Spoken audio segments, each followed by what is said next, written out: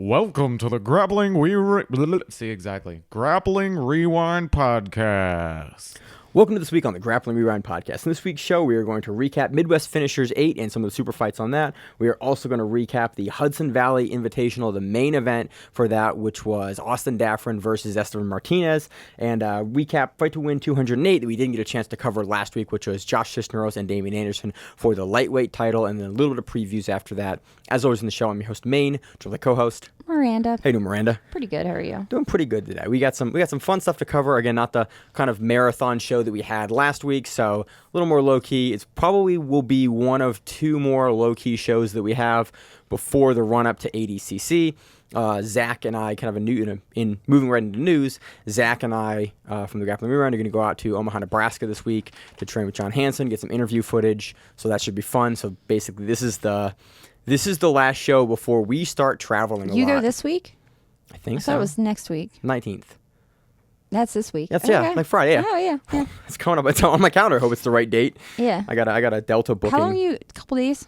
Like 3 days. Okay. So we leave Friday and then Saturday and then we train Sunday and then get on a plane immediately. So it's like a nice little weekend trip. It should planning to shoot some great footage, get a couple of interviews with John, kind of talking about his prep for ADCC 2022 and like talk about kind of his thoughts on the division and basically behind the scenes perspective and view from a trials winner and see the wonderfulness of Nebraska. Looking forward to. I've never been to Nebraska, so like, I've never been to Nebraska. Everyone's made jokes so far, but I'm actually legit. I like traveling and I like seeing different parts of the country and different parts of the world. So the last place I was excited about was Oklahoma, and then I got there and I was like, oh, this is Oklahoma. Yeah, I wasn't very impressed. The jokes are true. If you listen from Oklahoma, sorry, DM us at Grappling Rewind on Instagram. Lovato's there. I mean, yeah, that's where I would go for. So that'll be coming up. I'll probably have some footage out. Probably the following week, we'll probably talk about it on the show and kind of our trip the following week in the outro section. But this is the last chill show before. This is the calm before the storm for me. Before my stress level kicks up to 11 in ADCC prep. Why? Because I'm like this, Miranda. Hashtag built different. So this week in news, I don't think we talked about it last week. Jon Blank, Thor, has an injury. I forget exactly what the injury is. Injury. Bicep tear, I think. Yeah. So he is surgery. Yep, so he requires surgery for that. We are less than a month and a half out from ADCC. Yeah. He was going to be in the under 88 kilogram division. He has now had to drop out of that, unfortunately, which sucks because, your fourth place finisher for 2019, it's super important to have him in there, but out with injury, this happens every time. Guys really can't come into ADCC with major injuries, and so you get pullouts. Guys always come in banged up a little bit, but that level is so high. So unfortunately, Jon Blank is out, but we do have a replacement, and we have some division movings around that I think are very, very interesting. Yeah, and we have Pedro Marhino dropping to 88 to take Jon Blank's place. Mm-hmm. And we have Lucas Lira Costa going to under 99. Dude, Lira Costa's a guy we haven't talked about a ton on the show, but you looked up some information on him, and he's actually one of the guys that Mo sponsored for the Brazilian trials. Yeah. So that kind of speaks to his level. He's a fight sports Floridian. Yeah. But he's from Brazil. Yeah, so that's why he did the Brazilian trials. Yeah. But he's the guy we've kind of pieced through some of his stuff. We've seen him He's a brown belt. We've seen him kind of on undercards. Yeah, but we typically kind of focus mainly on the black belts on the show. But he's a dude looking to go back and look at his Instagram, look at the stuff he's won. He's won AJP stuff. He's won big stuff. He's won IBJJF. Like, the dude is on the level, and so really, really excited and getting in. Not really. I don't think I'll call him a dark horse. But like the late replacement guys that we haven't had a chance to pull a ton of tape on, very, very good addition into the under 88 kilogram division. And also with Pedro going up to under 99. No, Pedro is going to 88. Oh, sorry. He's going down. Yeah, sorry, Pedro, and he's going up. My bad. Yeah. But with Pedro in 88, I think that throws a little bit of a wrench into that division because I think Pedro stylistically, he's going to come in. He walks around at 215-ish. Yeah. 88 kilograms is how big?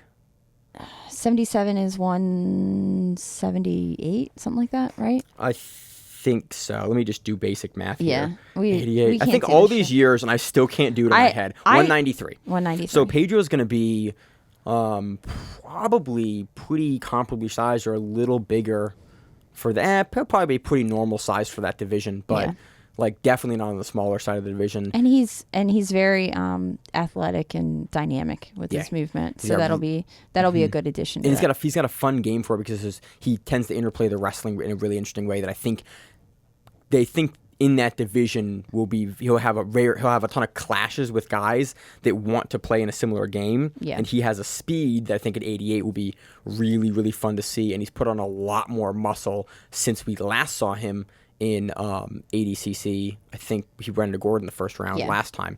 So I'm very curious to see now, not as the bigger divisions, as he moves down, what that looks like. So again, unfortunately, Jon Blank is out, but we do have Pedro Marhino essentially replacing him in that division. And damn, that's a hell of a replacement. It is. So in other news this week, I don't think actually we had a ton of other. We had I wanted to mention the IBJJF Grand Prix was postponed. I don't know if they had the date by the time you guys had the last show, but it's been postponed to October 28th. Okay. And then we had a couple people that we see regularly compete in IBJJF Chicago and New Haven this weekend. Yeah, you said Dante did really well at Chicago. Yeah, he won middleweight nogi and open class gold. So I think it's hilarious that he's still doing IBJJFs this close to ADCC. He needs something to work on. I mean, I can understand why. It's just we see a lot of guys typically will kind of fall out like a month before, but Dante's still out there. In other news, Buchecha fights again in 1FC on August 26th. So I think that's not this week. That'll be the following show. But if you want to look at the lead up, that's also the card with Demetrius Johnson and the rematch with Andrew Moraes. Oh, okay. So that'll be a really, really fun card. Buchecha, this is his third fight? Third fight. I think it's his third. He's had a bunch scheduled in bunch. I want to see that Rug fight. Yeah. That's the one fight I really want to see. Well, this guy beat Rug. Yeah, he did. Yeah. It's a good fight. I'm excited for the fight. But not a ton of. I'm looking through here. Not a ton of the news. All the ADCC stuff is really starting to ramp up in a big way. Vegas is going to be crazy. We're finding more information out about kind of behind the scenes of what's going on in Vegas, and it's going to be the big show. Yeah. So other than that, I think we talked about Hulk's opponent got food poisoning a couple weeks ago, night of the fight, and so Hulk didn't actually make his debut. I don't know if you mentioned that, but. That's all I got. Do you have any other news before we move into the recaps? I don't believe so. Awesome. So let's move into the recap section of the show. Miranda, where do you want to start with this one? Midwest finishers. Let's start with Midwest finishers. So Midwest finishers, we had a women's bracket here and a men's bracket here, as well as a couple of super fights. We're going to touch on one of the super fights and then a couple of the matches in the women's division and then the main event for the men's division. Where do you want to start? We'll go super fight. David Garmo versus Chris Wojcik. I think. I was really confident. I was like Wojcik or Wojak, and then you buffled the name here, and I went, I'm not confident on the name. Wojcik. Yeah. It's not Woj. Look, when I say Wojak, I think LoJack. Like your car LoJack. Anyway, I think it's Wojcik. Look, we have a historical trend here of mispronouncing names. Yeah, we can't talk. We don't really know English that well, So yeah, we've seen Chris before. He went against Kieran Kurchik. No, he went against PJ Barch. Well, at trials, we saw him against. That was really where I first kind of got keyed into him. Was the Kieran Kurchik match at West Coast Trials where he beats Kieran, and I went, "Ooh, this guy is really, really good." And then he went against Barch, and that was a really, really impressive match. Yeah. And now he's again going against Garmo here. Yeah. And he went against Barch at trials. Then he went against him again at Sub Spectrum or at Sub only or Sub on the Shore. Sub on the Shore, whatever that is. Well, the other one, the Sub only series. So, the Sub only Sub series. on the Shore has now rebranded to Sub series, and it's throwing all of us off because we've watched it for a couple of years now. Sub on the Shore is like the outdoor one. Yeah, but it's also it was the women's event for a while. Yeah. And now it's been. Now they've done some rebranding. Well, then you have all the submission only tournaments, and you have it. I mean, we have Battle Grapple this week, and it's another organization called Battle Grapple that's not the UK Battle Grapple, exactly. And that threw me off doing previews for this week as well. So, yeah, we're running out of names for jiu-jitsu organizations. Yeah, so they just keep on kind of. So David Garmo versus Chris here. This was a lot of interplay between the legs, and it seemed like both guys were actively looking for their own leg entries. Well, I think Garmo was knew that Chris's guard is ridiculous. Yeah, and the commentary picked that up too. Yeah, and that he's really not going to try to pass. Like, there's no real. I mean, he can he could try to pass, but passing would just put him into something. So it was better for him to stay on his butt. Especially in the rule set where it's like you're not really incentivized to play a positional game. It's like you're really, especially in the finisher series, Midwest finishers, and in finishers itself, they are really looking for you to push forward, create action, and submit. And that's what they're looking for. They're looking for, it's a sub-only type of rule set, and so playing through the guard, if a guy has a really, really ironclad guard. Yeah, and you go into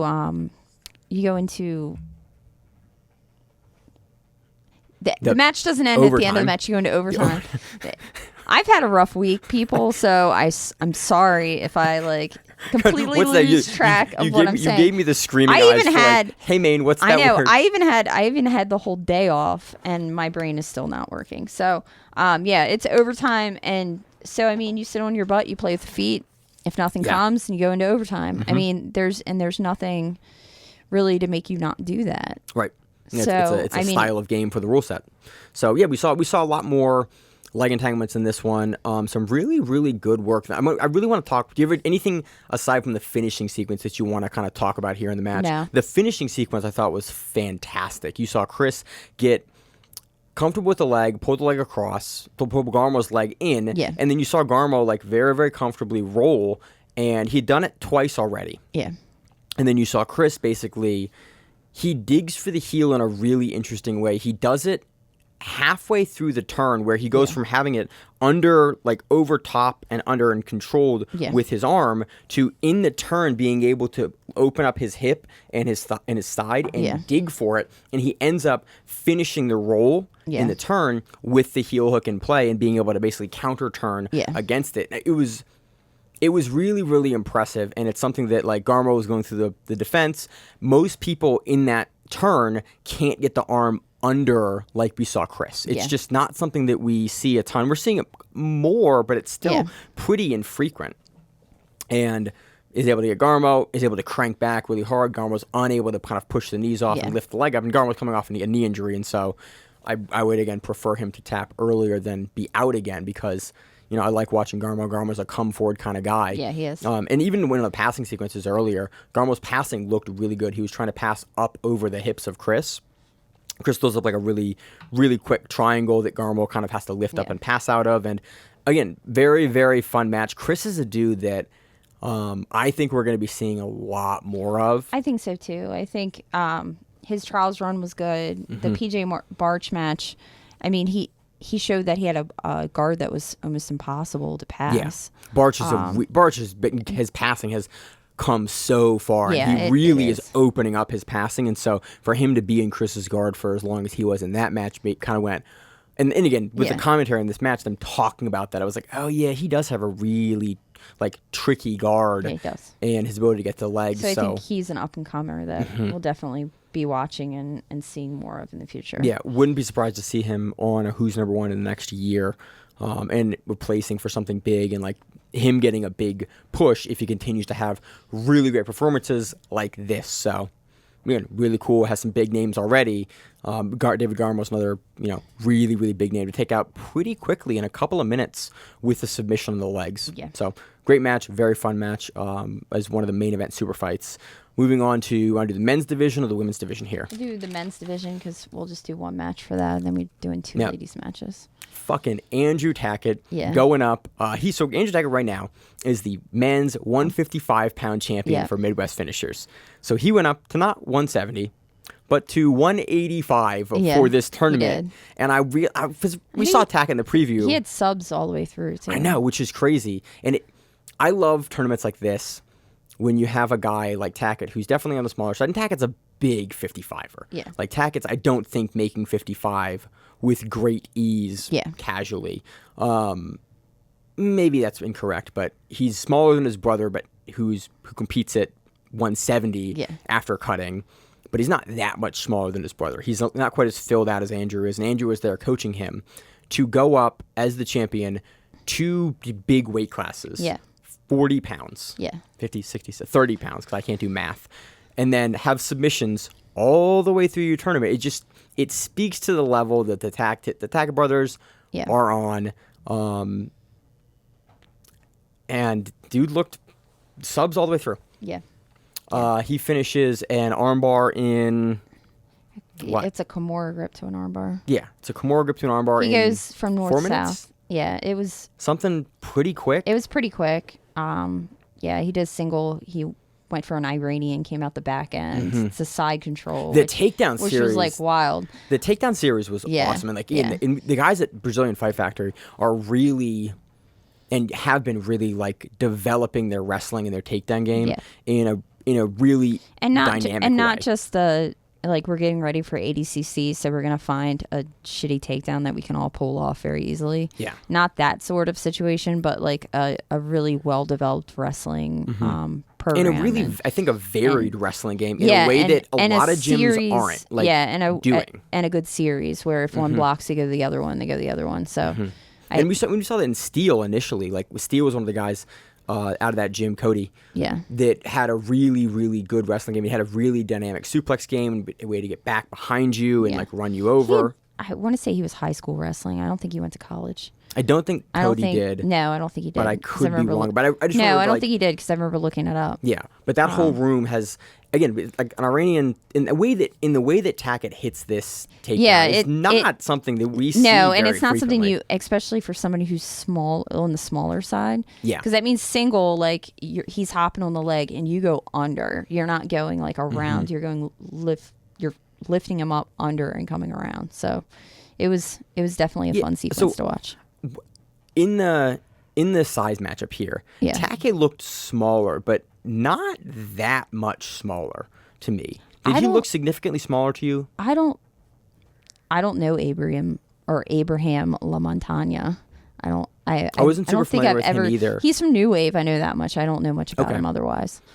I don't think we had a chance to cover him on the show. He's not a guy that I'm super openly familiar with as far as his game. But like looking at the size matchup for 85, this didn't look like Tackett going up 30 pounds to me. Like he looked like he had some size parity here, and I'm kind of curious what weight Tackett's walking around at now. And, if we're not going to see Tackett be able to even go down to 155 again. Yeah, he's been competing a lot lately, too. So who knows what's going on right now. Yep. So comes out, goes to the north-south, goes to the top, gets the Kimura grip, goes to the armbar, and then hips it up. He has a beautiful back take in an earlier match as well, where he just basically ducks behind and jumps the back on, I think, his semifinal match, or I think it was the semifinal match, did the same thing to go to the back. Tackett's on fire. Even he had that loss a couple of weekends ago, but I think that was sort of not a fluke loss. Definitely got caught in a mistake. Yeah. But and it looks like LaMontagne is an 85er. He's a legit 85er. He's a legit 85er. Okay. So it means he's really walking around like what, 190? 190, 200. 190, 200. Walking around like out of shape, probably 200 if he gets out of shape. Yeah.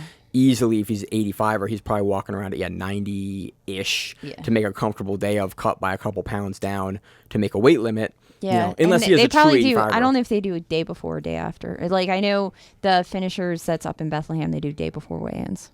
Yeah, a lot of pro cards do day before. I like personally for pro cards day before. Lets people get comfortable so guys aren't cutting weight day of. It's kind of how pain in the ass. It's kind of how MMA does it, and also just lets the day of weight not be a problem. Yeah, it's one less thing to worry about. Truthfully. Yeah. Sorry. And it just tends to I think you get better performances out of people, but again, with this, curious to see if we're going to see Tackett be able to go back down to 155 and defend that title if he is now the 85 champion. Or, again, we'll see him go take the 170-pound champion. He's been jumping around. I mean, he's been jumping around back and forth. Yeah.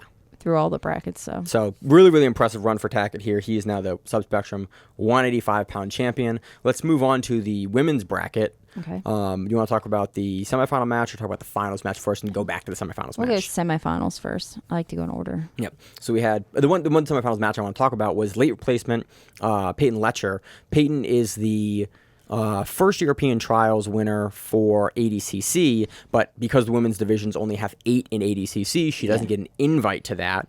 And we've been seeing her more and more and more. She's out of Henzo Gracie, I think in New York. Is it New York itself? In New York. Okay. But I don't know which one in New York because there's a Yeah. bunch in New York.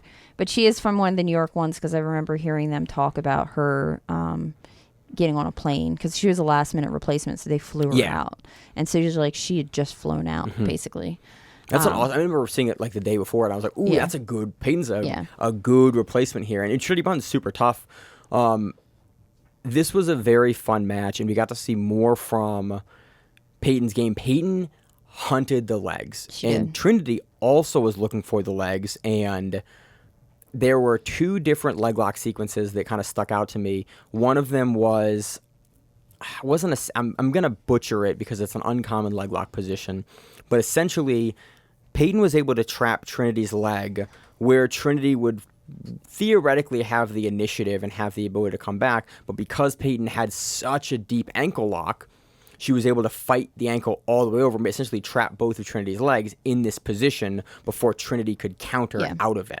And that was kind of a protracted sequence for a good period of time that we saw Trinity eventually be able to kind of pop her knee free and turn out of. Yeah. And then we saw Trinity on top looking to pass Peyton's guard for, a period of time. Yeah, definitely. And fight through some real adversity. Yeah, but unable to really do much. And she grabbed a Darce at one point. She did try for some subs as she was trying to pass. But then they went back into the legs, and then that was the end of regulation. In the beginning sequence as well, Peyton hits like a really, really like a bully. Just bullies forward and sort of forces a pull from Trinity that I thought was really neat, because that was one of the things that stood out most. Whenever we've covered Peyton, that's one of the things that kind of stands out the most, is that she's very, very tenacious on the feet, and will hit like big judo throws and outside trips, and she comes forward and she forces you to deal with her pressure in a way where she will absolutely use the entirety of the mat, and so she forces a lot of pulls. I thought that was an interesting thing here, kind of the same dynamic that we saw Trinity go, you're really aggressive on the feet. The best option is to force you into my guard and kind of slow that down and be able to play off my back and look for my game there. So again, looked really good. It goes to overtime. Peyton's able to control for a really long percentage of, I think, most of the overtimes. She opts to go from the back, and then a lot of people have done it now, and they've figured out how to stay on the transitions from the subs to the back on the top. And we have a big period of time where we see Peyton on top in the arm triangle, just eating time. And it looks really deep. And Trinity, you can see her, her hand is up hard and high trying to, prevent the choke. But Peyton's just sitting there and running through the choke and just waiting, and eats up a ton of time there holding. And then some back and forth, some armbar transitions, and Peyton is able to take that. So in that, we see Peyton in the finals versus the previous champion. Do you have the name in front of you? Sheliah Lindsey. Yeah. And she is the 145 champion. And Peyton immediately goes for a hip toss. I think it was a hip toss, right? It was it's like a Harigoshi. Yeah. And I don't know the name. That's what we saw her hit in the finals it's basically, if it's inside leg, it's Harigo, it's Uchimata, or depending on how people throw it, it can be a different throw, but usually it's Uchimata. And if it's outside both legs, it's a Harigoshi. Yeah, so she goes for that, and that's what she goes for that. Trials. And Sheliah trips her backwards, gets her off balance, and trips her back, which is kind of the problem that happens with that throw. And I thought for Sheliah to get behind her as she did. Was the timing on it was really, really nice, because you see Peyton kind of overhook and try to yank over, and then if you lift up with your hips and buck, you're able to get behind them, and then she turns the angle in the corner really, really well in the counter to land on top of Peyton. And I thought it was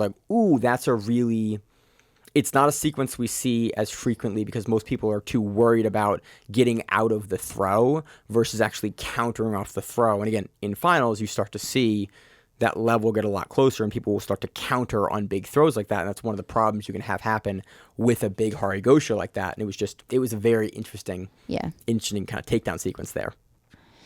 And then Sheliah. Is it Sheliah, yeah. It is Sheliah. I keep butchering her name. It's spelled in a way that I'm not really used to. It's almost like a Gaelic or an Irish version. Yeah, she gets control from the top, and then she takes the back, and it's a triangle to an armbar. Yeah, the armbar, the finishing sequence was really, really neat. It was it was almost like she was looking for a triangle from the back, and then Peyton was able to spin and kind of look to come into the guard. Yeah. And then Sheliah was able to do essentially that topside Kimura Americana and then pull it over to an outside hip to get the armbar. And the camera angle is great for you because you can see the whole transition. And Peyton fights it really as long as she can, and gets the arm all the way extended to try to like turn and actually buck out and pass the outside way, but the triangle is too tight, and Sheliah takes it. Yep. And it's really, really, really neat finishing sequence. And again, she's now the double champ for Midwest Finishers. Is she a double, or she just? I think she just retained. Oh, sorry. This is. I think she just retained 45. And Tackett is now the double champ. and She now just retained it. The 45-pound championship for Midwest Finishers. Again, really excited. Midwest Finishers is putting on some really fun matchups recently, and it's on Flow, which is great. It's on you can Flow. watch it. So that was a lot of fun. Let's move on to the Hudson Valley Invitational Grappling for talk about the main event: Estevan Martinez versus Austin Daffron.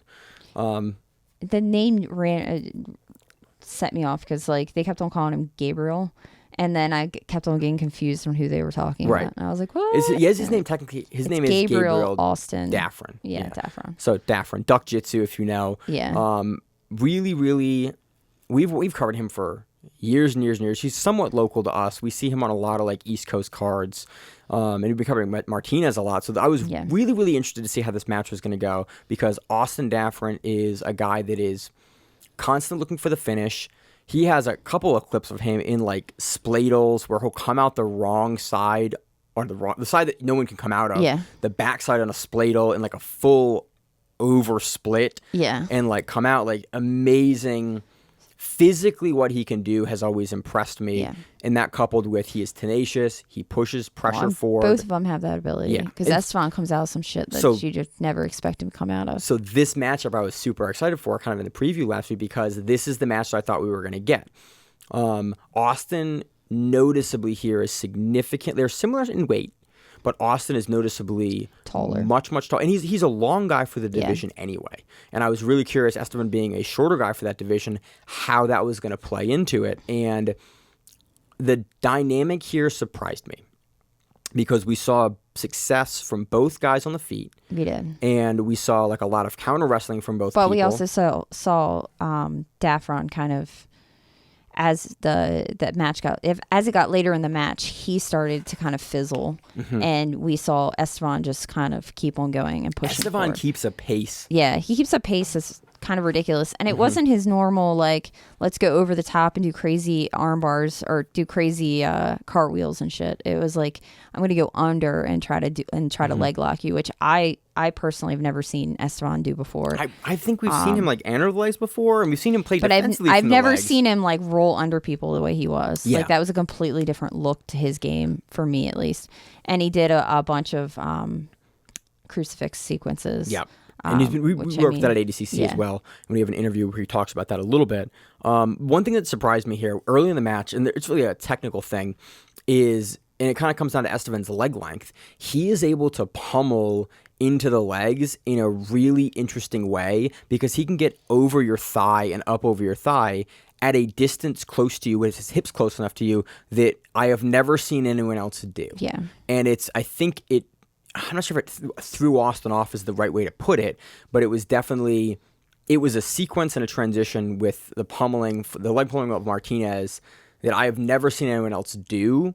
And I think it would only work for someone of Martinez's stature. Yeah. And so, again, whenever you have to deal with something like that on the fly in a match, it will absolutely throw you off, because you're like, oh, here's a guy doing something that I have never like seen before, in a way that his hips are really close to me, but he can still pummel his legs through because the shins aren't very long, and gets into Austin's legs, and eventually forces Austin to like play a little more away from him, and that gives Estevan the Martinez the ability to go to the back, to the crucifix, and then in the turn, he kind of has Austin like hands down, because Austin techs out and gives the back up when he does that, and Estevan is such a good kind of control artist, and in transitions gets a crucifix, throws the choke through for the rear naked choke, and as Austin is making... It was more of a short choke than a... Yeah. Than a rear naked choke. Because they say rear naked choke on everything, and it was a short choke. Right. As Austin is going over with it, you can see Estevan, if you pause right before Austin goes over the top to go onto his back, you can see Estevan post with his hand and go hand over hand to jump with the choke on the turn. And it was, again, that dynamism from Martinez was really interesting. Like, oh, yeah, that's a position where most people aren't going to have the comfort in their balance to be able to track your back like that to keep the choke. And as Austin turns over, you can already see that the choke is super deep in that transition. And most of the time, people only have that choke through. They don't have it deep by the time you make the turn. It's just a really uncommon thing to see. So really crazy finishing sequence. There's so many sequences of this match where wrestling and counter wrestling and kind of showed off the dynamism of both people's game. This is a match. This is what I want to see from 135ers. Yeah. Like it's matches like these, and this is kind of, I think, why 35 is one of the more fun divisions to watch, because the speed and the pacing, guys can afford to try things, and because the scramble game is so good, they can get in and out. It's much more dynamic. There's a lot more movement with it. There's a lot more taking chances because they're not worried about, a huge guy landing on top of you and then having to deal with that. Mm-hmm. They're okay to scramble, get out of the position, and then reattack. And I really, really enjoy that. And for guys like these, I think this is sort of what we're going to start seeing the headliners at the pro level look like, because these are the guys that you want to book, because they're putting on exciting performances, exciting shows. Like, this was not going to be Austin playing in the guard and Martinez slowly trying to pass him. This was going to be, if the guards played, Martinez is going to try to scoot around him and jump around him and enter the legs. These guys, you can't put them in a boring match, and I think this is kind of a measure of things to come, and sort of where especially the no-gi side of the sport is moving for, these action fighters headlining cards, and this is kind of the new style of jiu-jitsu on the pro side. So I think this is definitely a harbinger of things to come. But very, very fun match. Hudson Grappling is putting on some fun runs recently. There was also some other good matches on the card. There was Eric Naples versus Sam Michael. I actually haven't got a chance to see the rest of the card yet. Emil Fisher's on the card as well. Some guys that we cover. John Vina's on the card versus Eric Cruz. So I actually haven't had a chance to go back and watch those, but I can tell you that Naples versus Michael is going to be a fun match. Yeah, because both those dudes put it all out there and move a million miles per hour. And again, 25ers, 35ers, super technical. Mm-hmm. I think they're both 25ers. They're both Naples is a straight up. I think we did commentary. And I was like, "How big are you?" He goes, "I'm walking around at 124 right now." Yeah. And I was like, "Oh, right." They're true roosters. Both. Yeah, they're true not cutting weight flyweights. You know, those guys can suck down even further, but most of them to compete at 25. Yeah. So, very, very fun card. Also, so that does it for Hudson Valley Invitational. Let's talk about, we didn't get a chance to talk about it last week, Josh Cisneros, lightweight champion, taking on Damian Anderson on Fight to Win 208. Josh Cisneros has a history on Fight to Win. Okay. So when we first started covering Josh Cisneros, he won, it might have been Submission of the Year. Okay. In 2017 or 18 with his TP choke as a purple belt. Okay. He then wins. I remember the TP choke. Yep, that was the highlight sub that year. That was because he just puts the dude to sleep. That was the TP choke. Yep, that is. I think to this day. To this day, it's that is still the TP choke. Is Josh Cisneros, and that was we watched him and went, this. And at trials, he did the whatever the hell that was. The Sulabayev stretch. Yeah. Yeah. No, that's. So he's been a dude we have covered on Fight to Win for years and years. He was the purple belt lightweight champion. He was the brown belt lightweight champion. Now he is the black belt lightweight champion. And taking on Damian Anderson. And this is a rematch from 9/25 of 2021. Yeah, this was the Who's Number One. Yeah, the Who's Number One card where Cisneros took that one. Yeah. But again, by armbar. It was a fun match, and so I was curious in the last really about 11 months how this style matchup would change. And I don't know how much, I don't know really if it did. I think we saw more refined and better versions of both guys' game kind of going into ADCC, but Cisneros definitely had a level of comfort and control and ability to impose on Anderson, especially later in the match, that I think clearly won him this match. Yeah, Damian basically for the first, I would say, quarter of the match, maybe almost to a half of the match, Damian was definitely out wrestling Cisneros. Yeah. And then Cisneros like turned it on. Yeah. And once you saw him turn it on, it was like, oh, Cisneros is gonna sweep single you, and he's gonna like not just like sweep to your leg, but literally sweep all around your body and do like the crazy like I'm gonna come up with your leg and treetop you. So that was, I watched the match and I was like, ooh, Damian Anderson is putting it on at the beginning. that's what I thought at the beginning. I was like, oh, Damian Anderson's gonna fucking fuck. This might be, it's fine. We watched that, I was like, Anderson's coming out hard. He's playing heavy on the head. Then he's playing loose on the head. Yeah, and he's feigning and he's moving around a lot. Yeah, and I was like, oh, he's going to win by takedowns. Like, he's going to take him down enough that he's going to win on takedowns. And that's what I thought. I was like, cool, Anderson's come out. He's changed the strategy. He's going to play takedowns. And then he hits, I think, 2 decent takedowns. Like, single. Once was a single, and the other one was like a single to a body lock. Yeah. That was pretty. And I watched, I was like, man, Anderson is fast. In a way that we've kind of seen him, but like he's putting it all together fast. And then the switch happened. Yeah. And you watch Cisneros all of a sudden go, cool, I'm also fast too. Yeah. And I went, whoa. Yeah. He just, like, in an instant, he just changed the speed. And suddenly, like, he was on his own single. Yeah. And then he went and treetopped him. Yeah. So she basically lift the leg all the way up. And then you run them forward. Yeah. But Cisneros did it in the middle of the mat so that he didn't have to contend with either a reset or any sort of, like, edge play or edge of the mat, like, restart. And then Anderson does a great job, gets up, but Cisneros kept the leg. Yeah. And then drops him again, and then starts to get into the sequence to either take the back or like begin to pass the guard. And I went, whoa, Josh Cisneros moved around the edge of Damian Anderson because Anderson was trying to jump and outstep like the foot sweep. And then Damian Anderson goes for a single, and Cisneros just jumps a fucking triangle on him. Yep. That was a beautiful. That was the most fun sequence of the match. Was that exact sequence where you saw Cisneros go, cool, I'm a submission machine. Yeah. And it wasn't a super deep triangle. No. But it was like it was an attempt. An attempt is all you need. And you know that Cisneros is really, really good from that position because that's the position that he hits like the teepee choke from. And we've seen him jump those triangles and hit arm-in triangles and variations from that position. You know he's super strong. He retains the posture well. He also knew that takedown-wise, Damian had maybe two takedowns. Yeah. It would have been 3 for the last one, and then he had like two takedowns. Yeah. So at that point, Cisneros had to throw something up to win at that point. He's the champ, so in all honesty, like he's going to win if the other guy doesn't do what he needs to do anyway. But to kind of seal the deal. You don't want to have a close match where it's like, your champion kind of maybe give it to him or maybe not. Because Anderson, again, especially at the beginning of the match, like that can, depending on how you want to judge it, that can weigh heavy in the eyes of the judges. But once he jumped that flying triangle, it was the last 40. Yeah, it was the last 40 seconds. And then he goes for the violent arm lock. He goes for the Kimura there, and I went, "Oh, he's just going to crank through all the submissions that he can find."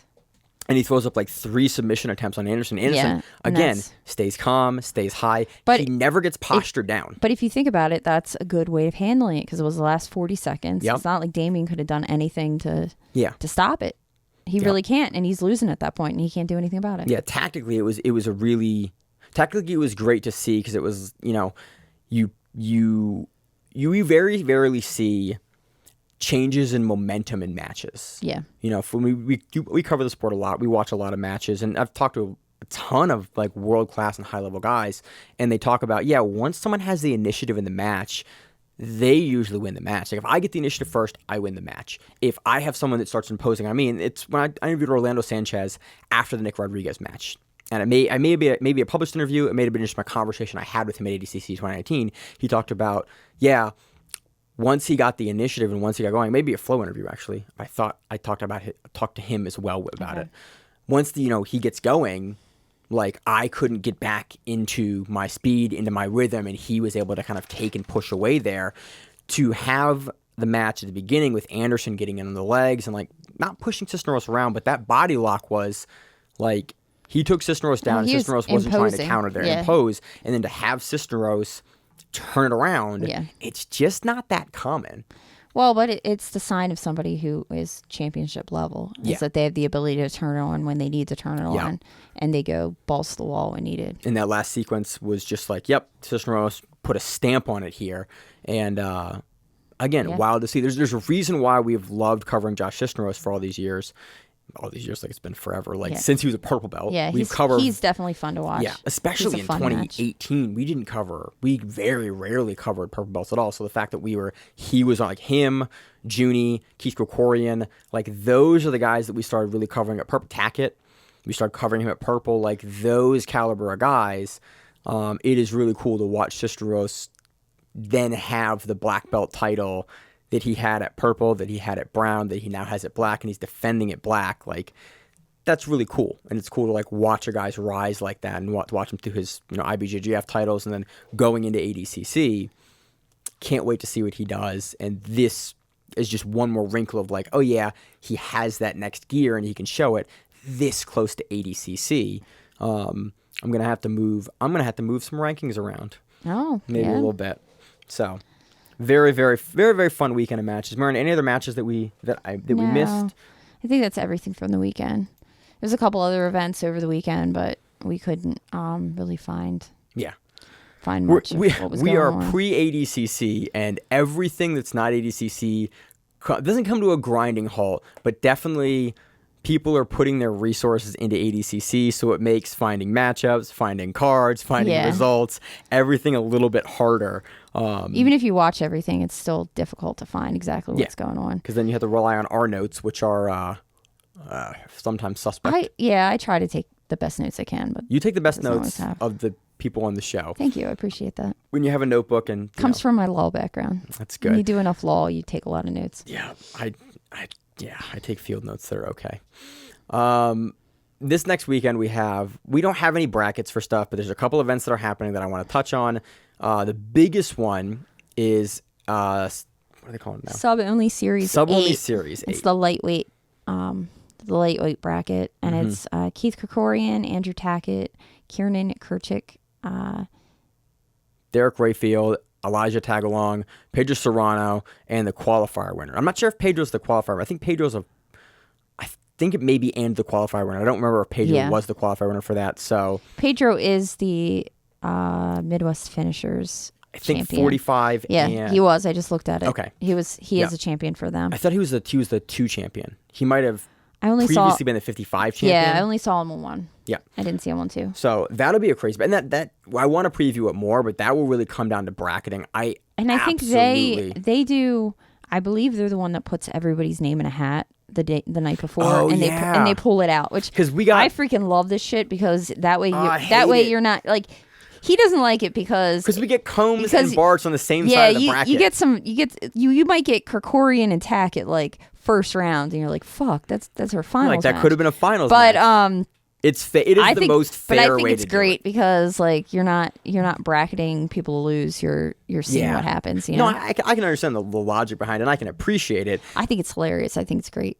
Chaos. I love chaos. You do love chaos. You love underdogs and chaos. Yeah, and so pretty much. I want the champion to remain forever. See, I do not. I want the craziest bracket ever, so that you get some random. You always want the 16th seed to win. Fuck yeah. You're like, oh cool, they replaced some 16th seed. That's my guy. Yep.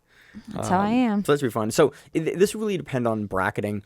I really want to see the rematch between Kieran and Krikorian. Yeah, that would be a nice match. That would be fun. They met at High Rollers, I think. It was the High Rollers 10K event. I don't take any of their events that seriously. I'm sorry. Yeah, it's a lot of weed. There's a lot of weed involved. A lot of marijuana. And I don't know if everybody really, like, some people perform really well in weed, some do not. And I think that throws an extra wrench into the madness. I've never been. We've covered a couple of their events when they first started because they do have some. I had a friend do their match. I knew somebody who went. We know a lot of people that have done. Yeah, have done their matches. They've universally talked about it is. Yeah, you literally show up and they hand you a shit ton of weed. Yeah, and they're like, "Hey, this is what you're gonna smoke before you compete." Like.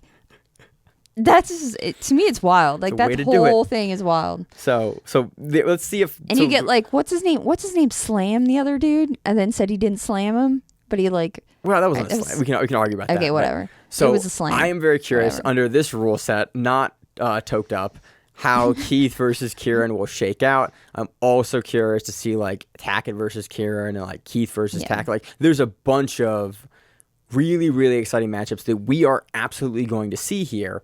So very excited. Based on the names, you want to make a guess? I'm going Keith. Yeah, I kind of want to go Keith too. Keith is just Keith's like, on a tear right now, and I want Keith to win everything because he's awesome. Because Keith's awesome. Yeah, and this close to ADCC. I like the fact that all of this stuff like builds up his resume. Resume. It makes him feel like, take my advice. If you go into something big and you've won everything leading up to it, I mean, your mental state's going to be a lot better than losing to some scrub at like some tournament before you have to go do ACC. Yeah, you don't want to lose first round at the.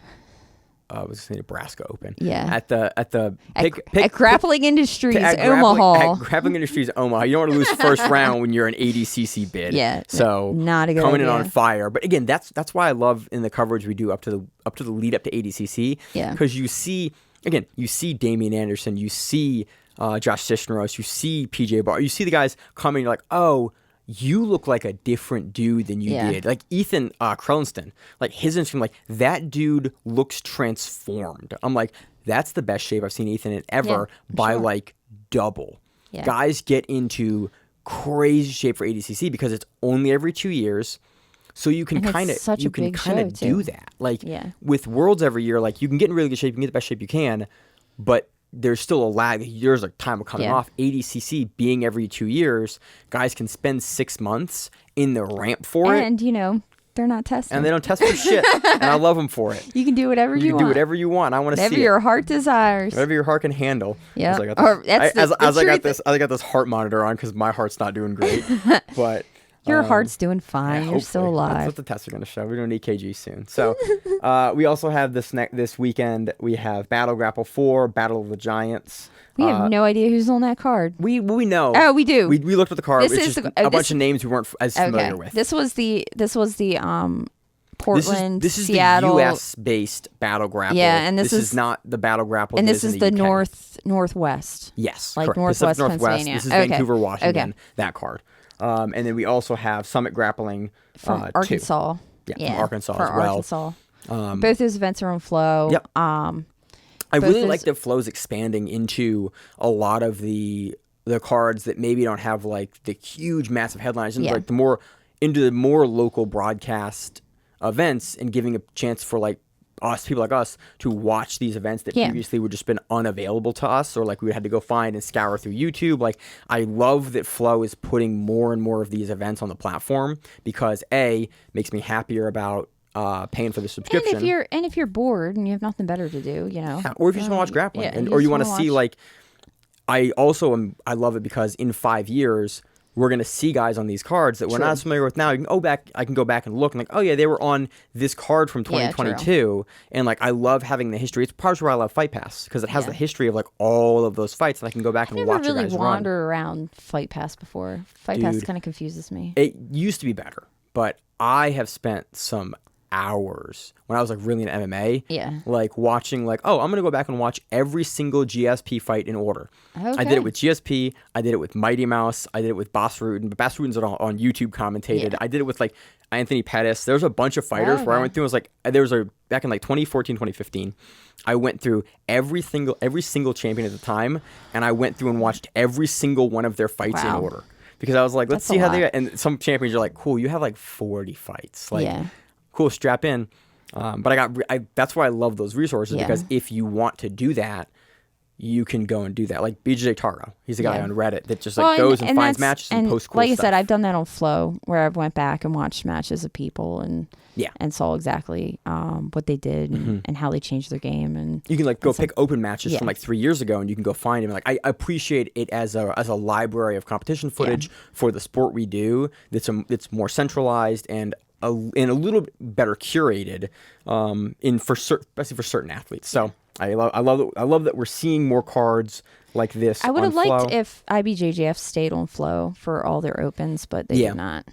Yeah, It's we got to kinda- go between YouTube and the YouTube drives me insane. Yeah, I would love a little more organization. It would be really nice. And I really hope- liked that my IBJJF match for the whole sequence that I wanted to actually pay attention to is off the screen.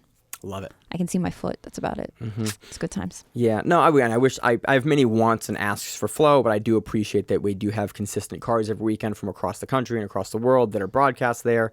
I would just love that if we had a little more preview information and I wasn't looking at a grayscale or a blurry image of, I forget what match this is. Yeah, it's definitely not. It's an IBJJF match. Yeah, but so that's up. Anything you got going on this weekend? I don't know. I'm training around, trying to get ready for ADCC. I'm dropping a shit ton of weight, which is freaking crazy. That'll be fun. We got to start doing rule stuff soon. Yeah, we're gonna do rule stuff, and then you guys get to sit with me while I cut weight in the bathtub. It's gonna be good time. It's gonna be. I'm cutting to 55 kilograms, 121 pounds. I've never done this before. Yay! Is that the lowest you've ever cut? Yeah, I used to cut to 25 for Yeah. IBJJF. I've never cut below that. So I cut to 35 but I'm sitting a once. lot lower than I've sat in a long time. So if you look at me right now, you realize, I'm 30 pounds less than when you first met me. Ha! Yeah, Okay. you're probably like 25 less than when you started on the show. When I started on the show, I was like a good 150. Yeah, you were like 150. So because I put some weight on during what's it called during COVID. Yeah. And so you're gonna be fun in Vegas. I did, I'm gonna be fun for the first couple days. I'm gonna be a freaking horrible person to deal with, and then I'm gonna be a party animal. It's gonna be some good times. Vegas. I'm so excited for Vegas. Like it's the reality is sinking in of like, oh yeah, we're close. Like flights are booked, hotels are booked, like venues are done. Like we're just we get to go and just and like even people from the gym that are going like I'm talking like ready and like ready. Everybody's excited. Everyone's getting the whole community is getting excited, and I can't wait. Yeah. So it should be a lot of fun. I'm going to Nebraska this week. That'll be a lot of fun. It'll be probably it'll be the last trip I take before ADCC. I'm going to hopefully get a ton of footage. Hopefully have all that footage edited and cut. Probably by the time next week's show releases, there'll be some stuff out. That's good. If you want to follow like stuff from the trip and like going out there, follow us on the Grappling Rewind on Instagram. That's kind of where we post most. We also post on Facebook pretty frequently. Things for the show. If you're interested, if you want to ever get in touch with us, make corrections and stuff, that's where to do it. Yeah, but reach out if you need us. And if you see us at ADCC, say hi. Yeah, if you see us at ADCC, say what's up because that's and then tell us who you are because if you just say hi to us, we might not, that happens like at events. Like, hey, I'm like, hey, and I know how it is. And like, oh yeah, listen to the show. I'm like, oh cool, thank God. Yeah. Tell us what's up. That's awesome. So, but that's all I got, Miranda. Anything else? No, that's it. All right. As always in the show, I'm your host, Maine. To my co-host, Miranda. And we have the Grappling Rewind to see on the mat. Whatever that is, stay safe. If you like the show, please consider sharing it on Facebook with the folks at your gym. It's the best way that we grow the show, and we really appreciate it. You can reach out to us on email. We also have Instagram. We have Facebook. We have Twitter. We have Google+. Until that shuts down. We have a website. If you have an event you would like to have us cover, please let us know. If you have a name, like most people do, and you'd like to have us stop butchering it, let us know. Reach out to us. The show is also available on YouTube, Spotify, in addition to iTunes and every other podcast service. We very much appreciate your time, and thank you.